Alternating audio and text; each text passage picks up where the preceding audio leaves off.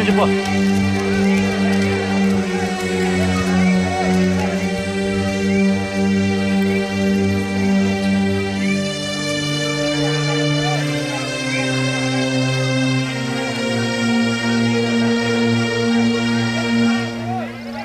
என்ன பைத்தியக்காரத்தானே இது?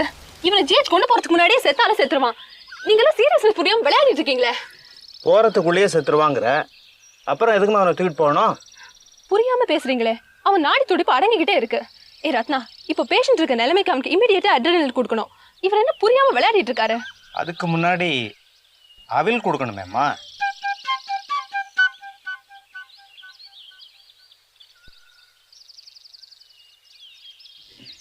இப்போ நீ சொன்னியே, அது எல்லாத்தையும் தாம்மா கொடுத்துக்கிட்டு இருக்கேன்.